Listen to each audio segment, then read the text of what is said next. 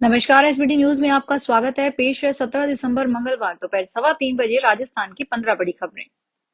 सबसे पहले एक नजर डालते हैं आज की हेडलाइंस पर। पीएम बोले, भैरव सिंह की उंगली पकड़कर हम बड़े हुए। कांग्रेस ने राज्यों में विवाद भी बढ़ाया। हमने बिना झगड़े नर्मदा का पानी राजस्थान को दिया।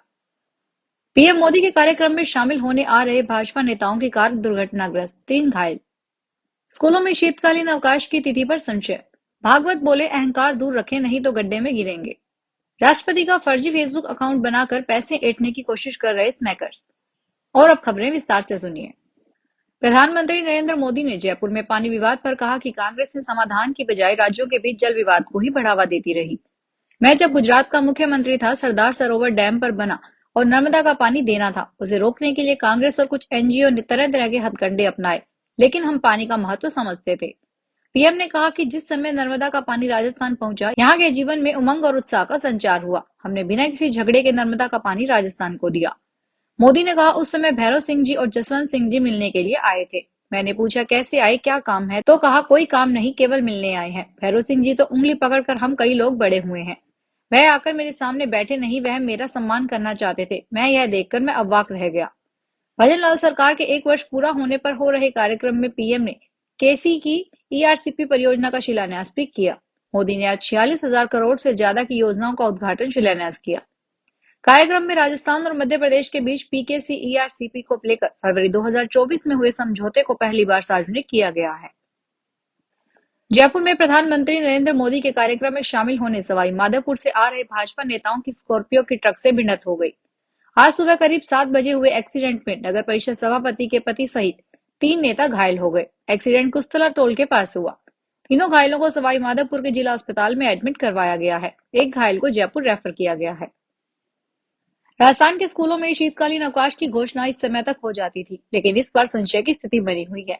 शिविर पंचांग के अनुसार 11 दिनों की छुट्टी दी गई है, जो 25 दिसंबर से शुरू होगी और 5 जनवरी को खत्म हो जाएगी। राजस्थान के स्कूलों में शीतकालीन अवकाश 25 दिसंबर से शुरू होते आए हैं, लेकिन पिछले कुछ सालों से सर्दी तेज पड़ने के कारण अक्सर शीतकालीन अवकाश बढ़ा दिए गए हैं। ऐसे में बच्चों की छुट्टियां बढ़ जाती है। इस कारण शिक्षा मंत्री मदन दिलावर ने पिछले दिनों मौखिक रूप से कहा था कि सत्र में शीतकालीन अवकाश तेज सर्दी को देखते हुए किए जाएंगे। राष्ट्रीय स्वयंसेवक संघ के सरसंघचालक मोहन भागवत ने कहा कि व्यक्ति को अहंकार से दूर रहना चाहिए, नहीं तो वह गड्ढे में गिर सकता है। पुणे में हुए कार्यक्रम में उन्होंने कहा कि देश के विकास के लिए समाज के सभी वर्गों को मजबूत बनाना जरूरी है। संघ प्रमुख भागवत ने कहा कि हर व्यक्ति में एक सर्वशक्तिमान ईश्वर होता है, जो समाज की सेवा करने की प्रेरणा देता है, लेकिन अहंकार भी होता है। राष्ट्र की प्रगति केवल सेवा तक सीमित नहीं है। आजकल साइबर ठगी के मामले तेजी से बढ़ रहे हैं। स्कैमर्स मशहूर लोगों और बड़े अधिकारियों के नाम पर नकली प्रोफाइल बनाकर लोगों से पैसा ऐंठने की कोशिश करते हैं। इस कड़ी में साइबर अपराधियों ने राष्ट्रपति द्रौपदी मुर्मू के नाम पर फर्जी अकाउंट बना लिया। हजारीबाग के मंटू सोनी नाम के व्यक्ति को फेसबुक पर राष्ट्रपति द्रौपदी मुर्मू के नाम से बने एक अकाउंट से फ्रेंड रिक्वेस्ट मिली। प्रोफाइल की तस्वीर और जानकारी देखकर इसे असली समझा गया।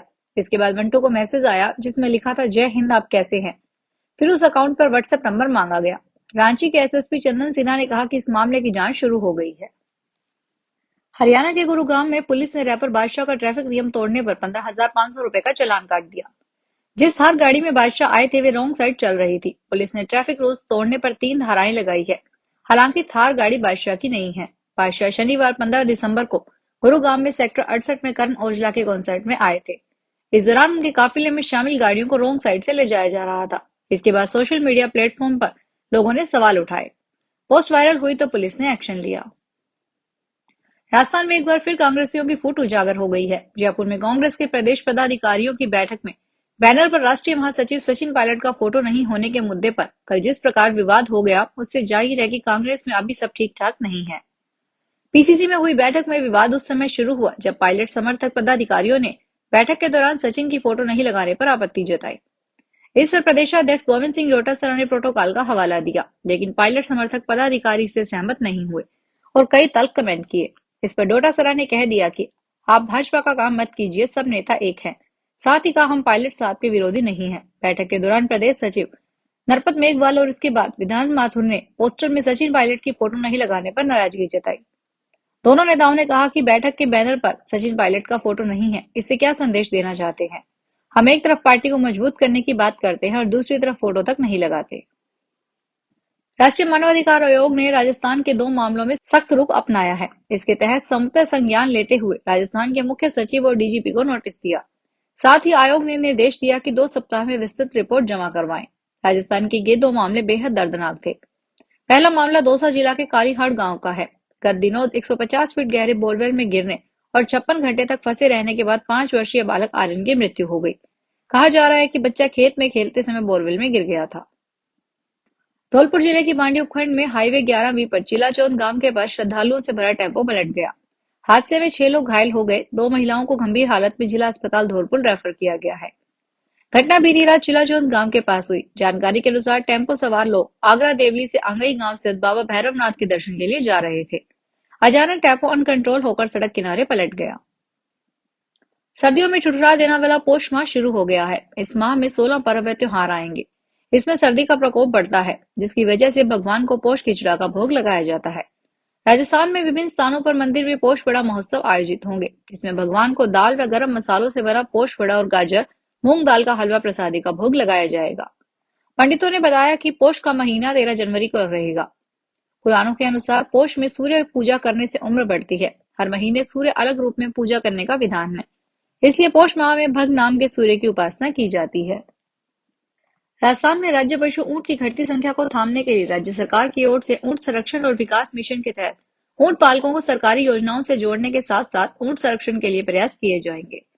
प्रदेश में भाजपा सरकार के 1 साल पूरा होने पर मिशन के तहत पशुपालन विभाग के अधिकारी व कर्मचारी गांव-गांव जाकर ऊंट पालकों को सरकारी योजनाओं का लाभ दिलाएंगे। साथ ही ऊंट संरक्षण के लिए दी जा रही प्रोत्साहन राशि के लिए आवेदन पत्र भरवाएंगे। ऊंटों के उत्पादों को अंतर्राष्ट्रीय पहचान दिलाने के लिए प्रयास किए जाएंगे। इससे ऊंट पालकों की आमदनी में बढ़ोतरी की जाएगी। इस साल से सरकार ने प्रत्येक तोड़िया के जन्म पर दी जाने वाली 10,000 की प्रोत्साहन राशि बढ़ाकर 20,000 कर दी है। उदयपुर संभाग के 2 दिवसीय प्रवास पर आए राज्यपाल हरिभाऊ किशन राव बागड़े ने उदयपुर के सर्किट हाउस में समाज सेवियों, कलाकारों और प्रबुद्ध जनों ने शिष्टाचार भेंट की। राज्यपाल बागड़े को चित्रालय गैलरी के निदेशक व चित्रकार सूरज सोनी बिजोलिया ने राज्यपाल से शिष्टाचार भेंट की। सोनी ने नाथ द्वारा शैली में बनी श्री नाथ जी की पिछवाई उनको भेंट की।